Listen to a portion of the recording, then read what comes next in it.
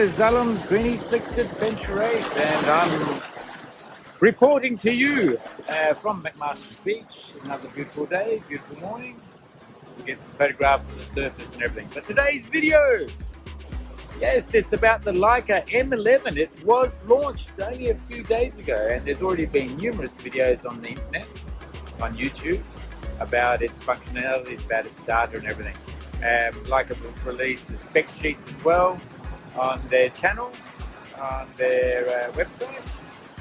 If I was to summarize, what are the main things about the M11, and what are the things that attract me to it, and will it justify the expense of buying one? Okay, well, let's continue.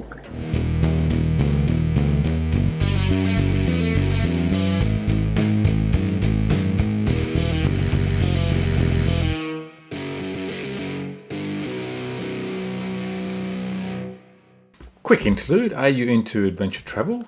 Into photography and adventure travel? Well, I'm just heading back to Central Australia to grab my four-wheel drive and camper and bring it back to Sydney.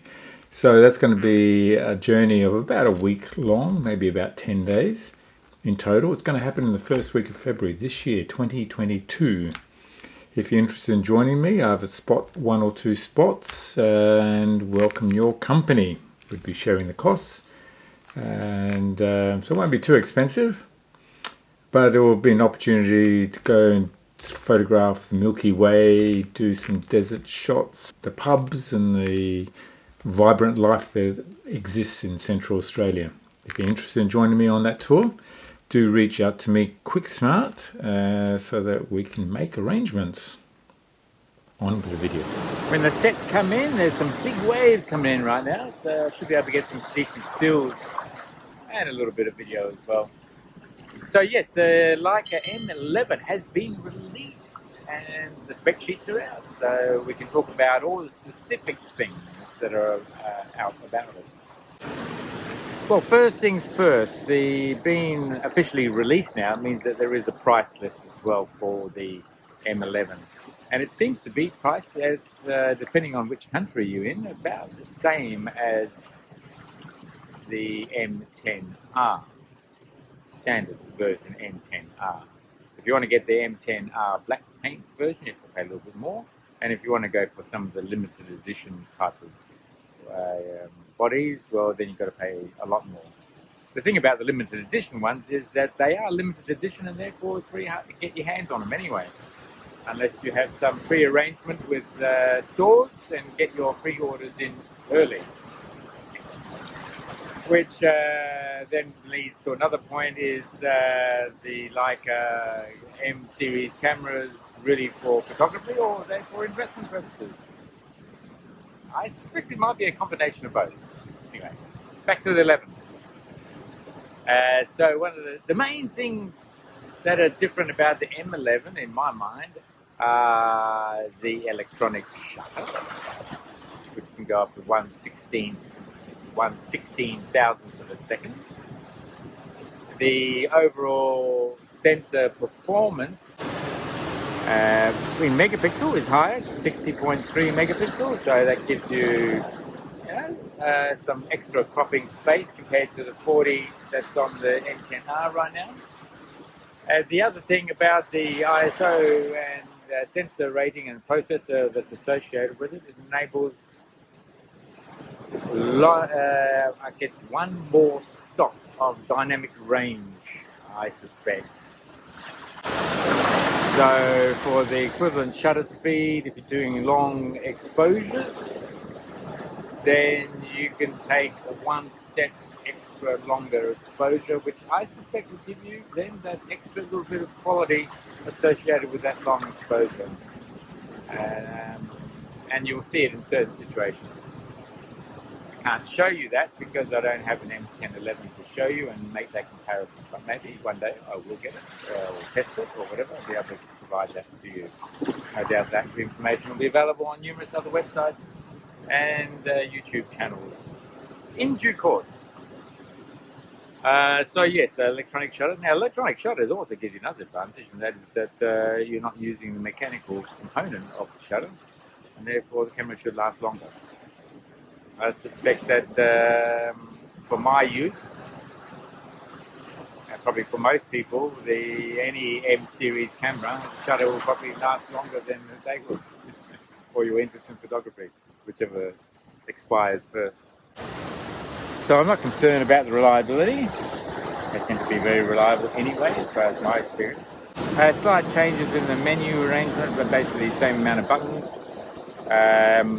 The preview focus button that was on the front of the camera now has gone to the top of the camera, which is now a function button, so you can at least change the function according to your design. So some flexibility parts there. One thing that I'm really keen, I have put my order in, and that is for the new electronic viewfinder that you can attach.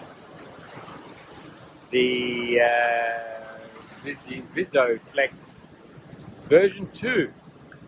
So I have put an order in. I should be getting mine soon, and then I will be able to do a review of that.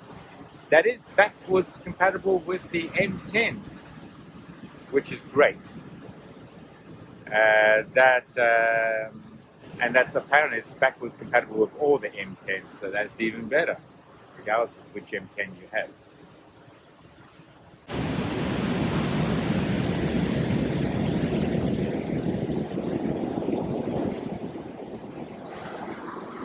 I nearly got my legs wet. I thought I was, oh my goodness. I'm going to have to stand up for the rest of this filming. I'm not sure where the tide is. It's, that's the rock pool. And rock pool is absolutely fully soaked from the surf. Even the swimmers there have got out of the rock pool. It's getting a bit rough here. Anyway, I'll continue to film in the danger of this surf. All adds to the excitement. Tonga did have that huge volcanic explosion, which created a tsunami warning all the way down the east coast of Australia as well. Whether this is some leftover swell from that area, I'm not entirely sure.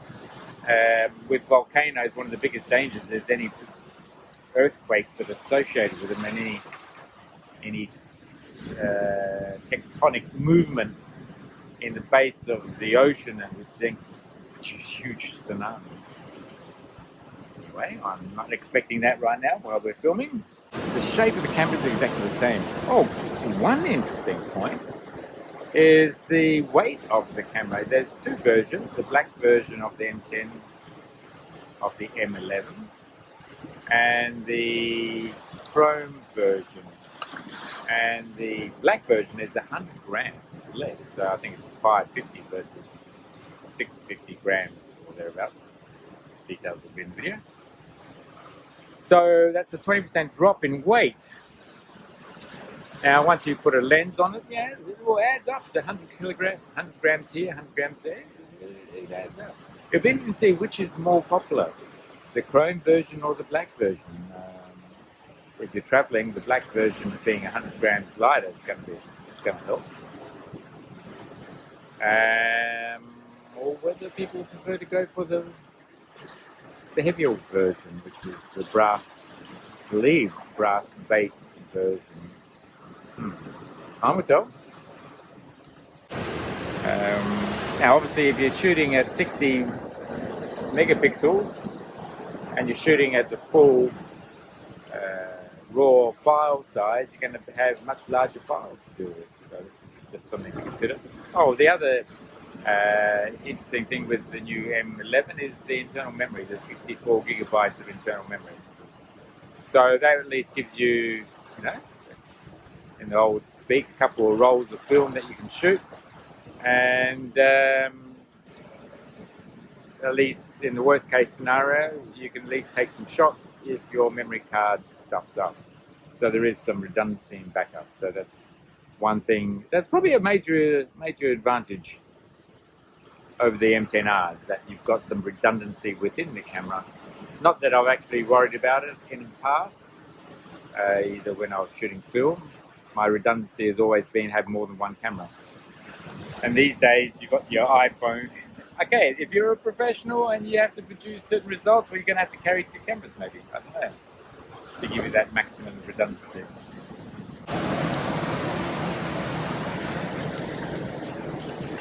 Yeah, so the M11 being priced the same as the M10R, if you were thinking of upgrading to the M10R and you had a prior to the M11 being released, would you buy the M10R over the M11? I don't see any particular reason to do that, just the standard version. So I imagine that the M10Rs will eventually be sold off at a discounted price to the M11. Eventually. Because the M11 offers everything that the M10R has, plus more. So if it's the same price, well, I guess you go for the M11 then, don't you? If you're coming from an earlier digital version, so if you've got an M240p or a variant of that, M240 or a variant of that, or an M9, and you are looking to upgrade, well then you probably just go straight to the M11 and bypass M10R. If you have an M10R, as I do, the M10R black paint version, then do I go for the M11 as my backup body? Interesting question. I'm still thinking about that one. Or do I wait for a variant of the M11 to come out before I can consider that at all? But anyway, that's all I can think of right now, but I might try and grab some shots with my M10R. I've got the Monochrom 90mm f2 Apple as my lens today, and I'll take some shots of these guys. Now the sun is behind the surface, so I'm not having the best lighting conditions here, but I'll grab a couple of shots, share that with you. If it's the first time to my channel and you haven't subscribed, then do subscribe. That's how you help the channel, really appreciate it. If it's the first, no, you've done it the first time. If you like the video, then give it a thumbs up, really helps. That helps the channel again, please. Welcome your support on that one. And yes, no doubt there'll be more stuff on the M11 and other Leica cameras in due course. So do subscribe. Oh, there'll be definitely a video on the Griniflix version 2 coming soon as well. Anyway, I look forward to seeing you on the next video. Thanks for watching. Cheers. Bye.